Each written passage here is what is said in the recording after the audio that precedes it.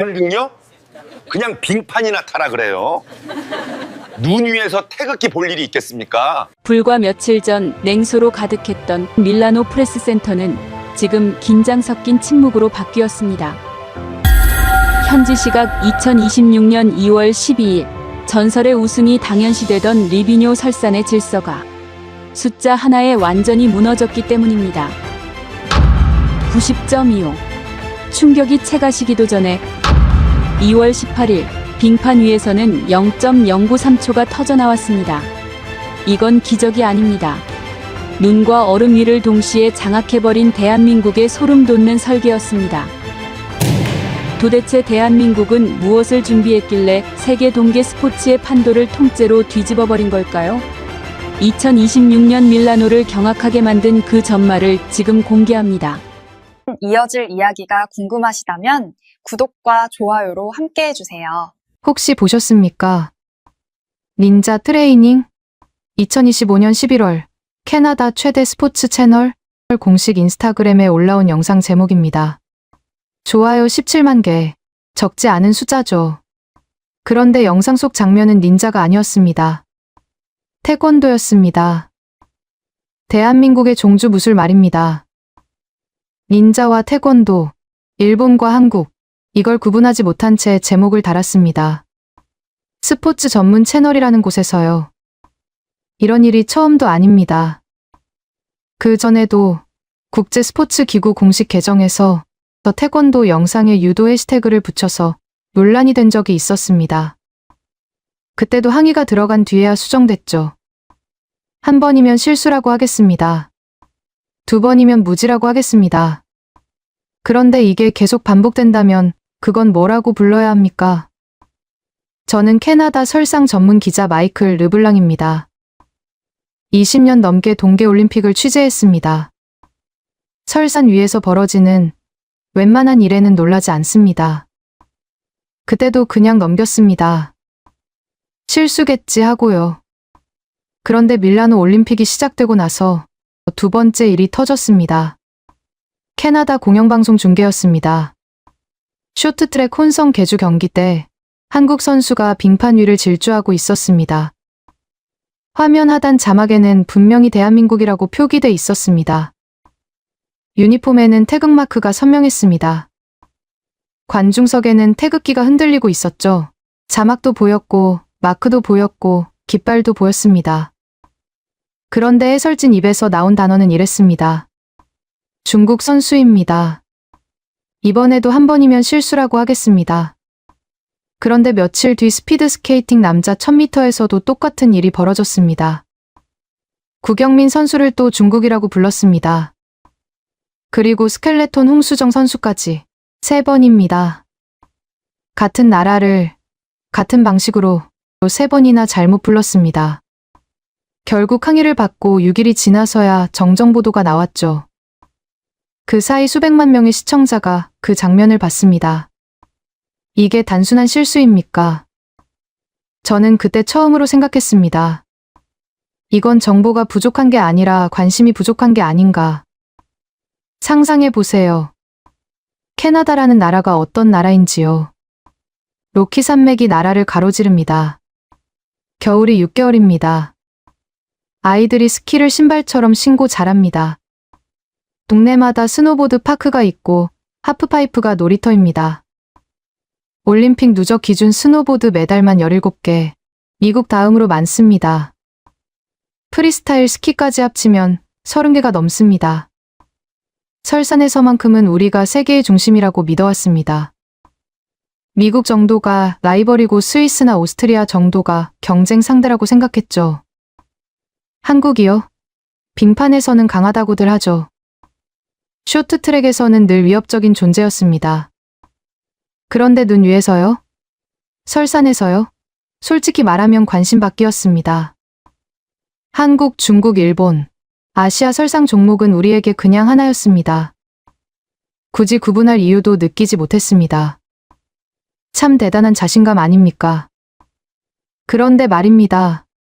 그 자신감이 얼마나 위험한 착각이었는지 저는 곧 설산 한가운데서 똑똑히 보게 됩니다. 현지 시각 2026년 2월 12일 이탈리아 리비뇨 스노보드 파크. 여자 하프파이프 결선이 열리는 날이었습니다. 하프파이프가 어떤 종목인지 한번 떠올려 보세요. 반원통 모양의 거대한 슬로프를 타고 내려가면서 양쪽 벽을 오르내리며 공중 회전을 합니다. 높이 솟아올라 3바퀴 4바퀴를 돌고 착지하는 겁니다. 4m 넘게 솟아오르는 선수도 있습니다. 아파트 2층 높이에서 회전하다가 반원통 바닥으로 내려 꽂히는 겁니다. 착지를 실패하면 그대로 추락입니다. 목뼈가 부러질 수도 있고 의식을 잃을 수도 있습니다. 아름다운 종목이지만 잔인한 종목이기도 하죠. 그래서 이 종목에서 오래 정상을 지키는 건 거의 불가능에 가깝습니다. 몸이 버텨야 하고 멘탈이 버텨야 하고 무엇보다 매번 두려움을 이겨내야 하니까요. 그런데 이 종목에서 8년간 정상을 지켜온 이름이 하나 있었습니다. 클로이 김. 미국이 낳은 하프파이프의 전설입니다. 2018년 평창 올림픽 이야기를 잠깐 하겠습니다. 당시 17살이던 클로이 김이 결선 첫 번째 런에서 98.25점을 찍었습니다. 2위와 8점 넘게 차이가 났습니다. 첫 번째 런에서 이미 금메달이 확정된 거나 마찬가지였죠. 그런데 거기서 멈추지 않았습니다. 세 번째 런에서 연속 1080도 회전을 성공시켰습니다. 3바퀴를 연달아 2번 도는 겁니다. 올림픽 여자 하프파이프 역사상 처음 있는 일이었습니다. 관중이 벌떡 일어났고 해설진도 할 말을 잃었습니다. 이미 금메달을 확정짓고도 역사적인 기술을 성공시킨 겁니다. 그게 클로이 김이라는 선수였습니다. 2022년 베이징에서도 금메달, 올림픽 2연패, 여자 하프파이프에서 올림픽을 2번 연속 재패한 선수는 역사상 클로이 김이 유일했습니다. 그러니 밀라노에서 3연패를 노린다는 건 당연한 수순이었습니다. 경기 전 분위기가 어땠냐면요. 미국 방송은 클로이 김 특집 다큐멘터리를 편성했습니다. 8년간의 여정, 평창에서 베이징까지, 그리고 밀라노에서 완성될 전설, 그런 제목이었습니다. 3연패는 기정사실처럼 다뤄졌죠. 누가 금메달을 가져갈 것인가가 아니라 누가 은메달을 가져갈 것인가. 그게 유일한 관심사였습니다. 저도 같은 생각이었습니다. 클로이 김의 기량을 직접 취재해본 사람이라면 다들 그랬을 겁니다. 25살, 선수로서 전성기 한가운데 서 있었습니다. 기술은 더 정교해졌고 경험은 누구보다 풍부했으니까요. 결선 명단을 훑었습니다. 일본의 오노 미츠키, 스위스의 신델라 잘리, 스페인의 케랄트 카스텔레트, 모두 실력 있는 선수들이었지만 클로이 김을 위협할 수준은 아니었습니다. 그리고 명단 한쪽에 눈에 걸리는 이름이 있었습니다. 최가온, 대한민국, 예선 6위, 17살, 예선 6위, 결선 12명 중 중하위권입니다. 메달권과는 거리가 있는 자리였죠. 게다가 올림픽 첫 출전, 한국 선수가 하프파이프 결선에 올라온 것 자체가 이번이 처음이었습니다. 2018년 평창에서 1명, 2022년 베이징에서 1명이 출전했지만 둘 다 예선 20위에 머물렀습니다. 결선 문턱도 밟지 못했죠. 그런 종목에서 예선을 통과한 것만으로도 한국 스노보드 역사에 남을 일이었지만 솔직히 거기까지였습니다. 나중에 알게 된 사실이지만 이 선수는 이미 2023년 미국 엑스게임에서 14세, 3개월의 나이로 최연소 우승을 한 선수였습니다. 월드컵도 재패했고 올림픽 직전 시즌에는 월드컵 3연승까지 달렸죠. 미국 경제지 포브스는 최가온을 클로이 김의 가장 강력한 경쟁자로 지목하기도 했습니다. 그런데 저는 그런 걸 찾아볼 생각조차 하지 않았습니다. 한국 선수니까요. 설상 종목에서 한국 선수가 아무리 잘해도 제 레이더에는 잡히지 않았습니다. 미국이나 유럽 선수가 그 성적을 냈으면 분명 스포트라이트를 받았을 겁니다. 하지만 한국 선수는 달랐습니다. 이름을 기억하려고 하지도 않았습니다. 그날 리비뇨에는 눈이 내리고 있었습니다. 시야가 좋지 않았습니다. 바람도 불었죠. 선수들에게는 악조건이었습니다.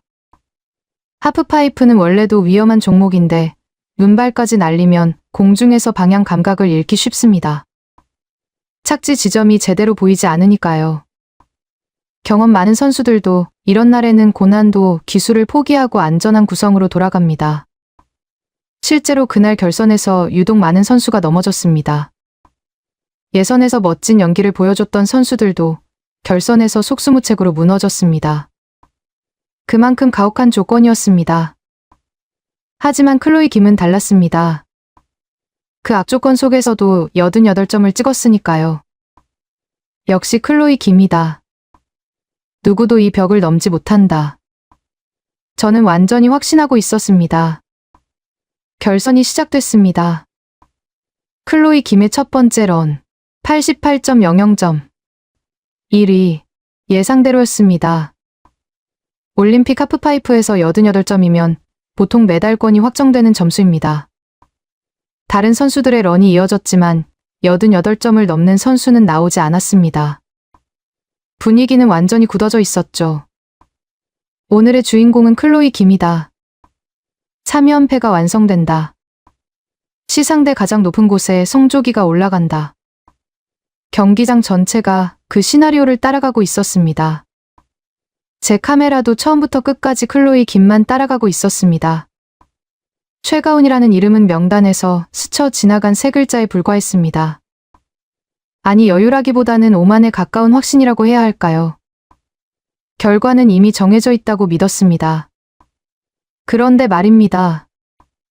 바로 그 확신이 무너지기까지 남은 시간은 고작 몇 분이었습니다. 최가운의 첫 번째 런이 시작됐습니다. 캡 1080 공중에서 세 바퀴를 도는 고난도 기술이었습니다. 이 기술을 올림픽 결선에서 시도한다는 것 자체가 대담한 선택이었죠. 예선에서도 1080을 성공시킨 선수는 클로이 김뿐이었으니까요. 17살짜리가 결선 무대에서 같은 기술을 들고 나온 겁니다. 저는 그때 잠깐 카메라를 돌렸습니다. 호기심이었습니다. 이 어린 선수가 과연 이걸 해낼 수 있을까? 파이프 벽을 타고 올라갔습니다. 몸이 공중으로 솟아올랐습니다. 회전이 시작됐습니다. 그런데 착지하는 순간 보드가 파이프 가장자리에 걸렸습니다. 그냥 넘어진 게 아니었습니다. 머리부터 파이프 바닥으로 떨어졌습니다. 눈발이 날리는 속에서 몸이 그대로 내동댕이 쳐졌습니다. 현장에 있던 사람들이 숨을 멈췄습니다. 의료진이 즉시 슬로프 안으로 들어갔습니다. 최가운은 한동안 일어나지 못했습니다. 파이프 바닥에 쓰러진 채로 움직이지 않았습니다. 목 부상이 아닌가? 의식이 있는 건가? 주변이 술렁였습니다. 한참 뒤에야 겨우 몸을 일으켰는데 걸음이 불안정했습니다. 다리를 절뚝거리며 내려왔습니다. 점수요. 사실상 점수가 나올 수 없는 런이었습니다. 경기가 끝난 것이나 다름없었죠. 두 번째 런, 최가운이 다시 출발대로 향했습니다. 그런데 화면에 이상한 표시가 떴습니다. 기권을 뜻하는 표시였습니다. 역시 부상이 심했구나. 저는 그렇게 생각했습니다. 첫 번째 런에서 머리부터 떨어졌으니 당연한 판단이라고요. 그런데 잠시 뒤에 그 표시가 사라졌습니다. 최가운이 출발선에 다시 섰습니다. 기권을 번복한 겁니다. 나중에 알려진 이야기입니다. 최가운의 아버지가 말했다고 합니다. 올림픽이니까 포기하지 말고 조금만 기다려보라고. 그 말을 듣고 이를 악물고 걸어봤더니 다리에 힘이 조금씩 돌아왔다고요. 그래서 다시 올라간 겁니다. 그 상태로요. 결과는 어땠을까요? 첫 번째 기술부터 착지가 흔들렸습니다. 완주조차 제대로 하지 못했습니다. 점수는 바닥이었습니다. 순위는 11위, 12명 중 거의 꼴찌나 다름없었죠. 두 번의 런을 망친 선수에게 세 번째 기회가 무슨 의미가 있겠습니까? 저는 카메라를 완전히 클로이 김에게 고정했습니다. 3연패의 순간을 담아야 했으니까요. 최가운이라는 이름은 이미 제 머릿속에서 지워져 있었습니다. 클로이 김의 두 번째 런, 실수가 나왔습니다. 착지가 흔들렸습니다. 점수는 첫 번째보다 낮았죠. 하지만 괜찮았습니다. 88점이면 충분했으니까요. 세 번째 런에서 안정적으로 마무리하면 금메달이었습니다. 여전히 1위였습니다. 누구도 88점을 넘지 못하고 있었으니까요. 세 번째 런, 마지막 기회, 최가훈이 출발대에 섰습니다. 저는 카메라를 내려놓고 있었습니다. 11위 선수의 마지막 런을 찍을 이유가 없었으니까요. 그때 리비뇨 스노파크의 묘한 공기가 흘렀습니다. 최가훈이 움직이기 시작했습니다. 첫 번째 벽을 타고 올랐습니다. 스위치 백사이드 900점, 두 바퀴 반 회전, 착지가 깔끔했습니다. 저도 모르게 고개를 돌렸습니다. 두 번째 벽, 캡 720점 두 바퀴, 성공, 높이도 좋았습니다. 잠깐, 이게 아까 그 선수입니까? 머리부터 떨어져서 의료진이 투입됐던 그 선수요. 다리를 절면서 겨우 일어났던 그 선수가 지금 저렇게 날고 있단 말입니까? 프론트 사이드 900 성공, 백사이드 900 성공, 프론트 사이드 720, 마지막 기술까지 완벽하게 마무리했습니다. 1080을 포기하는 대신 다양성과 안정감으로 승부를 건 구성이었습니다. 최가훈이 파이프 끝에서 멈췄을 때 현장이 술렁이기 시작했습니다. 점수판을 봤습니다. 90.25. 저는 전광판을 다시 봤습니다. 90점대, 그 순간까지 결선 최고 점수였습니다. 클로이 김이 88점이었습니다. 두 번이나 추락하고 11위에 머물던 선수가 마지막 한 번의 기회에서 90점, 25점을 받았습니다. 최가훈이 울고 있었습니다. 점수를 확인하고는 그 자리에 주저앉아서 울었습니다. 하지만 아직 경기가 끝난 게 아니었습니다. 클로이 김의 세 번째 런이 남아 있었습니다. 90.25점을 넘기면 그만이었습니다. 올림픽 2연패 챔피언에게 그 정도는 충분히 가능한 점수였죠. 그리고 그 순간 클로이 김이 출발했습니다.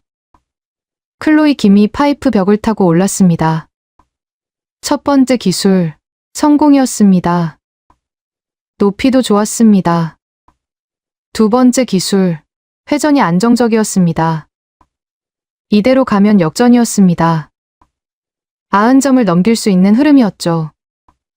저는 카메라를 들었습니다. 3연패가 확정되는 바로 그 순간을 담으려고요. 세 번째 기술을 시도하는 순간이었습니다. 넘어졌습니다. 클로이 김이 넘어졌습니다. 착지 순간 균형을 잃었습니다. 보드가 미끄러지면서 몸이 옆으로 쓰러졌습니다. 런이 무너졌습니다. 88점을 넘지 못했습니다. 현장이 정적에 휩싸였습니다. 아무도 말을 하지 못했습니다. 방금 무슨 일이 벌어진 겁니까? 3연패를 눈앞에 둔 클로이 김이 마지막 런에서 무너졌습니다. 그리고 그 정적 속에서 하나의 숫자가 다시 떠올랐습니다.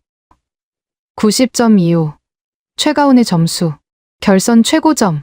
그 점수를 넘은 선수가 아무도 없었습니다. 금메달이 확정되는 순간이었습니다. 최가훈의 금메달이요. 저는 한동안 멍하니 서 있었습니다. 20년 넘게 동계올림픽을 취재했습니다. 숱한 역전을 봤습니다. 그런데 이건 차원이 달랐습니다. 두 번 추락하고 11위에 머물던 선수가 마지막 한 번의 기회로 금메달을 따냈습니다. 그것도 올림픽 2연패 챔피언을 꺾고요. 부끄러웠습니다. 저는 이 선수의 이름조차 제대로 기억하지 않았습니다. 명단에서 스쳐 지나간 세 글자라고 했습니다. 카메라를 돌릴 가치도 없다고 생각했습니다. 그 세 글자가 올림픽 역사를 바꾸는 장면을 저는 카메라를 내려놓은 채로 맞이한 겁니다. 주변을 둘러보니 저만 그런 게 아니었습니다. 각국 취재진들이 서로 얼굴을 쳐다보고 있었습니다. 방금 본 게 진짜 맞냐는 표정이었습니다. 경기장 한쪽에서 함성이 터져 나왔습니다. 태극기를 든 사람들이었습니다. 숫자는 많지 않았습니다. 하지만 그 목소리는 리비뇨 설산 전체를 울리는 것 같았습니다. 대한민국, 대한민국. 눈 덮인 산 사이로 그 소리가 퍼져나갔습니다. 경기가 끝나고 클로이 김이 최가훈에게 다가갔습니다. 두 사람이 포옹했습니다. 나중에 알려진 이야기입니다. 클로이 김이 이렇게 말했다고 합니다. 자랑스러워.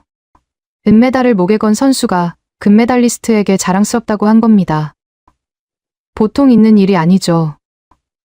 알고 보니 두 사람은 최가훈이 어릴 때부터 알고 지낸 사이였습니다. 클로이 김이 어린 최가훈에게 먼저 말을 걸어줬고 해마다 만날 때마다 사진도 같이 찍자고 했다고 합니다. 1차 런에서 최가훈이 추락했을 때도 클로이 김이 직접 다가가서 격려했습니다. 시상대에서는 최가훈의 얼굴이 잘 나오도록 자기 내거머를 내려주기까지 했죠. 단순한 경쟁이 아니었습니다. 선배가 후배의 성장을 지켜보다가 마침내 바통을 넘겨준 순간이었습니다. 17세 3개월. 최가훈은 클로이 김이 평창에서 세운 이 종목 최연소 금메달 기록마저 경신했습니다. 클로이 김이 17세 10개월이었으니 7개월이나 앞당긴 겁니다. 후배가 선배의 기록을 깨는 거. 이보다 아름다운 세대 교체가 있겠습니까? 시상식이 열렸습니다. 금메달을 목에 건 최가훈이 시상대 가장 높은 곳에 섰습니다. 옆에 은메달 클로이 김. 그 옆에 동메달 오노 미츠키. 미국과 일본 사이에 한국이 가장 높은 자리를 차지했습니다. 애국가가 울려 퍼졌습니다. 태극기가 올라갔습니다. 설산 위에서요. 빙판이 아니라 눈 위에서요. 한국 동계 스포츠 역사상 처음 있는 일이었습니다. 최가훈은 눈물을 흘렸습니다. 17살 소녀가 감당하기엔 너무 큰 순간이었을 겁니다. 시상대에서 다리를 절뚝거리는 게 보였습니다. 부상 투혼으로 딴 금메달이라는 걸 그 몸이 말해주고 있었습니다. 저는 그 장면을 카메라에 담으면서 또 한 가지 질문이 머릿속을 떠나지 않았습니다. 어떻게 이게 가능한 겁니까? 알프스도 없고 로키 산맥도 없는 나라입니다. 겨울에만 눈이 옵니다. 스키장 규모도 유럽에 비하면 작습니다. 그런 환경에서 올림픽 금메달이 나왔습니다. 그것도 세계 최강을 꺾고요. 이건 천재 한 명이 우연히 나타난 게 아닙니다. 뭔가 다른 게 있을 수밖에 없습니다. 저는 그걸 알아내기로 했습니다. 저는 설산이 끝인 줄 알았습니다. 최가훈 기사를 마감하고 프레스센터 의자에 기대 앉은 게 새벽 2시였는데 노트북을 덮으려니까 옆자리 미국 기자가 한마디를 던지더군요. 내일 쇼트트랙 여자 계주 결승 안 봅니까? 저는 고개만 끄덕였습니다. 쇼트트랙은 원래 한국이 강한 종목이지 않습니까? 설산에서 역사를 쓴 나라니까 빙판에서도 잘하겠지 하는 정도였고 솔직히 전날 일만으로도 기사거리가 넘쳤기 때문에 쇼트트랙까지 챙길 여력이 없었습니다. 혹시 뉴스 보셨습니까? 이번 밀라노에서 한국 쇼트트랙이 어떤 상황에 몰려 있었는지요. 개인전 금메달이 연계였습니다. 남자 1500m 황대현이 은메달 하나를 건졌고 남자 1000m 임종원이 동메달, 여자 1000m 김길리가 동메달을 땄는데 은 하나의 동둘이 전부였어요. 세계 최강이라는 간판을 달고 나왔는데 금빛이 단 한 번도 안 나온 거죠. 1992년에 쇼트트랙이 올림픽 정식 종목으로 들어온 이후 34년 동안 한국이 금메달 없이 대회를 마감한 적은 단 한 번도 없었고 가장 부진했을 때도 2개는 가져갔는데 밀라노에서는 진짜로 노골드라는 글자가 한국 쇼트트랙 역사에 새겨질 직전까지 간 겁니다. 대한민국 동계올림픽 전체 역사를 통틀어 가장 치욕적인 기록이 될 뻔한 상황이었어요. 마지막 카드가 딱 하나 남아 있었습니다. 2월 18일 밀라노 아이스 스케이팅 아레나에서 열린 여자 3000m 계주 결승이었는데 이 경기에서 금메달을 못 따면 34년 무패 기록이 끊기는 거였죠. 상대를 한번 보십시오. 개최국 이탈리아 앞에 아리아나 폰타나가 서 있었는데 이 선수가 올림픽 쇼트트랙 역사상 메달을 가장 많이 목에 건 사람이에요. 며칠 전 혼성 계주에서 금메달까지 따면서 기세가 하늘을 뚫고 있었고 이탈리아 국민 전체가 이 사람의 이름을 부르고 있는 상황이었습니다. 그 옆에 디펜딩 챔피언 네덜란드가 있었는데 4년 전 베이징에서 한국한테서 바로 이 종목 금메달을 가져간 팀이었죠. 캐나다까지 들어왔고요. 수만 명의 홈관중이 폰타나 이름을 외치는 한복판에서 경기가 벌어진 건데, 이탈리아 입장에서 보면 자국 전설이 자국 땅에서 금메달을 따는 그림이 눈앞에 펼쳐져 있었으니까 분위기만 놓고 보면 한국에게 유리한 구석은 하나도 없었습니다. 총성이 울렸어요. 최민정, 김길리, 노도희, 심석희 4명이 이 빙판 위에 섰습니다. 1번 주자 최민정이 앞으로 치고 나가면서 초반 선두를 잡았는데 여기까지는 괜찮았어요. 중반부터 흔들리기 시작했습니다. 캐나다가 치고 올라오고 네덜란드 에이스 펠제부르가 안쪽을 파고들면서 한국이 25바퀴를 남기고 3위까지 밀려났죠. 그리고 결승선 16바퀴를 남긴 바로 그 순간 앞에서 달리던 네덜란드 선수가 빙판에 넘어진 겁니다. 하필 바로 뒤에 최민정이 붙어 있었어요. 상상을 해보십시오.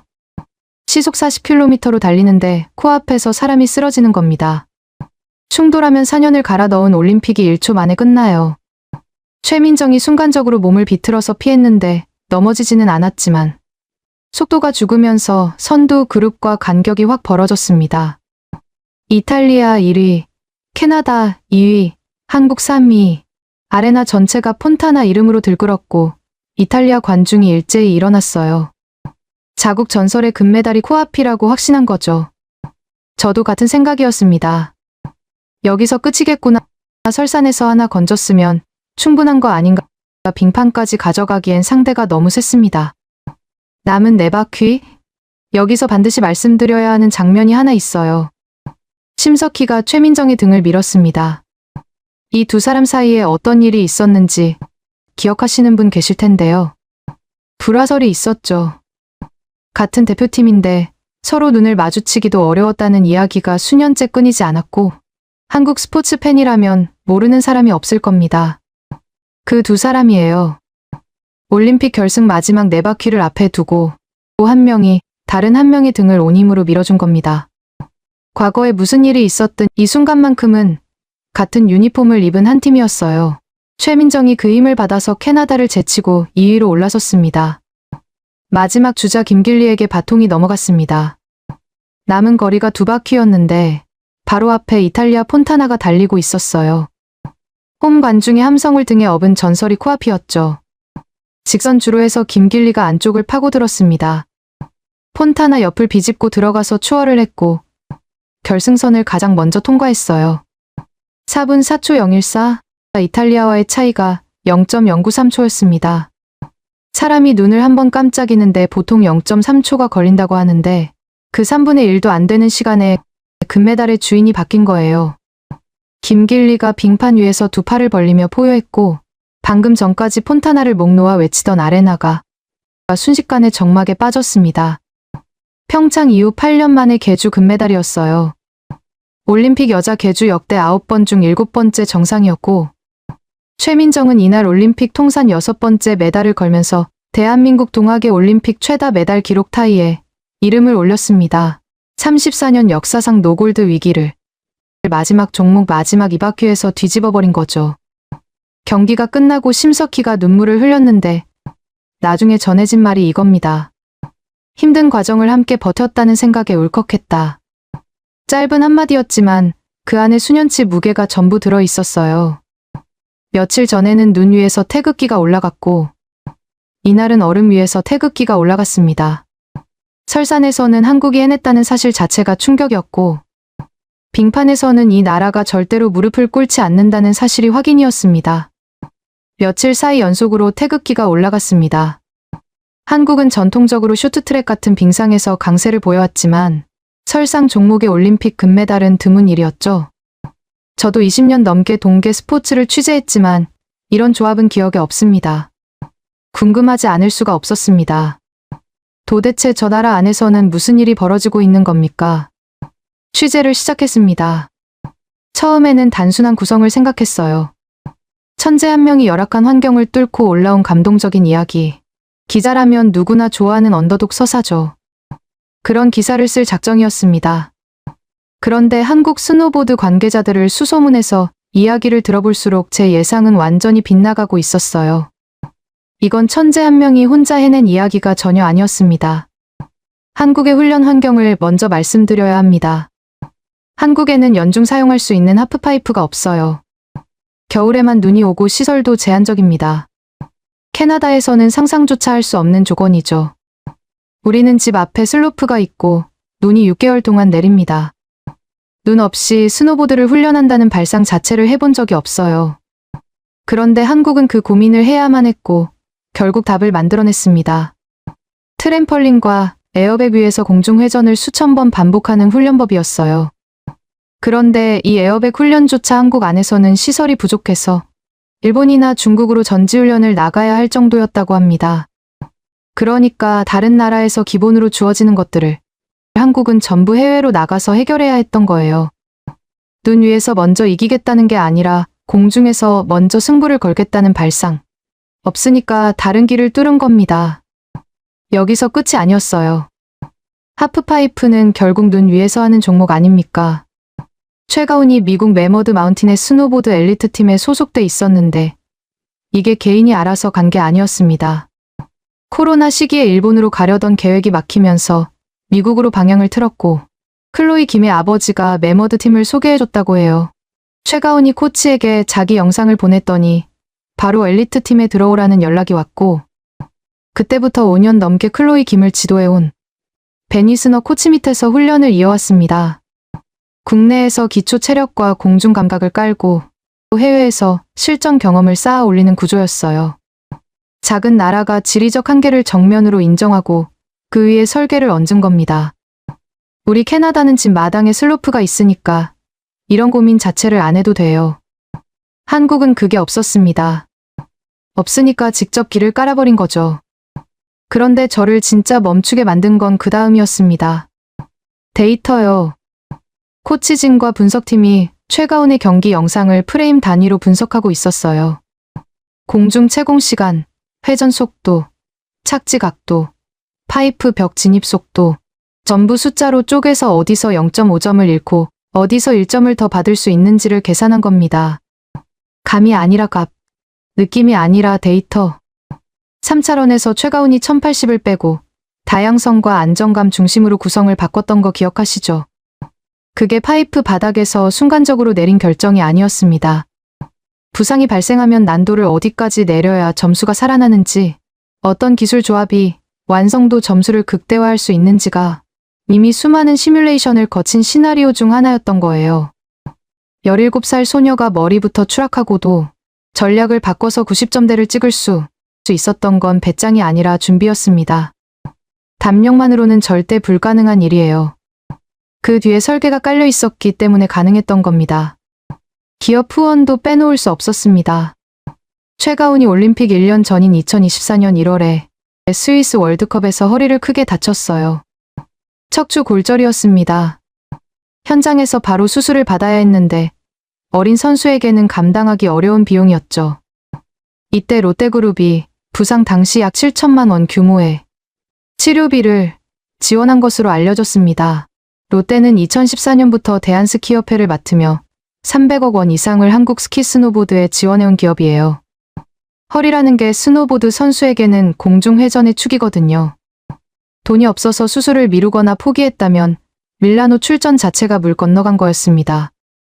최가훈은 귀국 후 인터뷰에서 이렇게 말했어요. 가장 힘든 시기에 응원과 후원을 해주셔서 제가 이 자리에 설 수 있는 것 같다. 90.25라는 점수는 수술대 위에서부터 시작된 숫자였어요.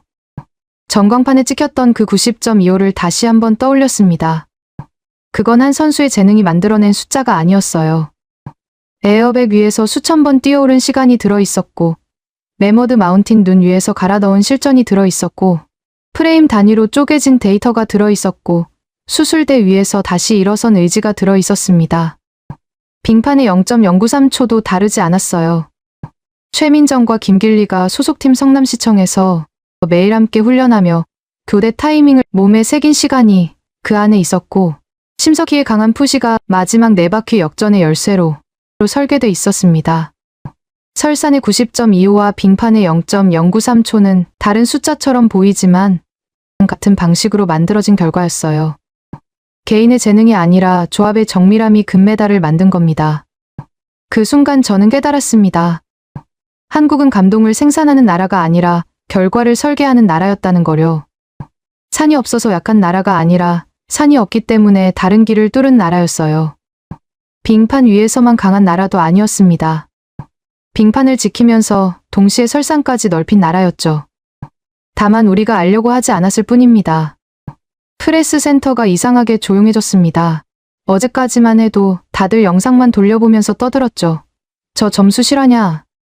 저기서 살아 돌아오냐 같은 말이 여기저기서 튀어나오고 커피 머신 앞에 줄이 생기고 서로 어깨를 치면서 흥분을 나눴습니다. 그런데 지금은 분위기가 싹 바뀌어 있어요. 박수 소리는 줄고 키보드 소리만 커집니다. 사람들 얼굴이 웃는 얼굴이 아니라 계산하는 얼굴이죠. 축하할 때의 표정이 아니라 이해해야 살겠다는 표정. 그게 지금 제 눈앞에 걸려 있습니다. 저는 미디어 라운지 한쪽에 앉아 있는데요. 옆자리에서 누가 노트북 화면을 살짝 돌립니다. 장난처럼 보여주려는 게 아니라 들키면 안 되는 걸 공유하듯이 조심스럽게요. 화면에는 선수 얼굴이 아니라 표가 떠 있습니다. 이름과 나라가 아니라 항목이 먼저 보입니다. 런 구성, 채공 구간, 진입 각도, 교대 구간, 속도 변화, 심지어 실수 발생 시 리커버리 패턴 같은 말까지 줄줄이 적혀 있어요. 저는 그걸 보는 순간 알았습니다. 여기서는 지금 감동을 소비하는 게 아니라 해체를 하고 있구나. 드라마를 보는 게 아니라 메커니즘을 뜯고 있구나. 그래서 조용해진 거구나 하고요. 그때 스위스 기자가 제게 다가와 앉습니다. 인사부터가 짧습니다. 평소에는 날씨 이야기부터 하던 사람이 오늘은 바로 본론만 꺼내요. 어제 그 팀, 내부 기록표가 어떻게 생겼는지 봤냐라고 묻습니다. 저는 고개를 저었죠. 솔직히 말해서 저는 아직도 관중석에서 본 장면의 여운을 털어내지 못한 상태거든요. 그런데 이 사람은 여운이 없었습니다. 대신 질문만 있어요. 질문이 짧아질수록 상대는 진짜 진지하다는 걸 저는 압니다. 조금 뒤에는 오스트리아 코치가 지나가다가 한국 코치 동선을 힐끗 보았습니다. 눈이 마주치자 그냥 지나가지도 않습니다. 예전이라면 축하합니다. 한마디로 끝날 일이죠. 그런데 지금은 축하가 아니라 용건이 앞에 옵니다. 손짓으로 잠깐만 하더니 통역을 불러 세워 아주 짧게 물었습니다. 어제처럼 변수가 터졌을 때 어디를 포기하고 어디를 지키는지 기준이 뭐냐는 식이에요. 그 질문을 듣는 순간 제 등이 서늘해졌습니다. 왜냐하면 그 질문은 칭찬이 아니거든요. 너희가 잘했다가 아니라 너희가 쓰는 방식이 뭔지 알려줘였습니다. 그 말은 곧 그 방식을 우리가 대비해야 한다로 이어지는 질문이었죠. 여기서부터는 존중이 아니라 경계입니다. 저는 얼떨결에 한국 장비 트럭 쪽으로 걸음을 옮겼습니다. 일부러 간 건 아니고요. 사람들이 한쪽으로 몰리는 방향이 그쪽이어서 저도 따라가게 되었습니다. 그런데 가까이 갈수록 이상한 장면이 보였습니다. 카메라가 선수 얼굴로 향하지 않아요.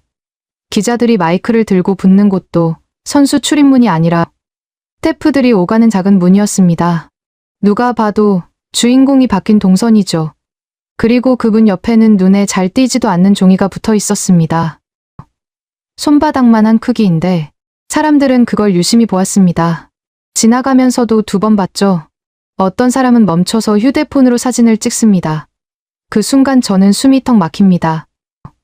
왜냐하면 그 종이는 홍보물이 아니고 슬로건도 아니고 기념 포스터도 아닙니다. 그냥 체크 항목입니다. 시간, 순서, 확인, 서명, 수정, 재확인 이런 단어들이 빽빽하게 줄을 서 있었습니다. 화려함과는 정반대의 종이죠. 그런데 지금 이 현장에서는 그 종이가 가장 비싼 정보처럼 취급되고 있습니다. 제 마음이 복잡해졌습니다. 저는 어제까지도 이걸 이변이라고 불렀습니다. 그리고 그 단어로 스스로를 안심시켰죠. 이변이면 편하거든요.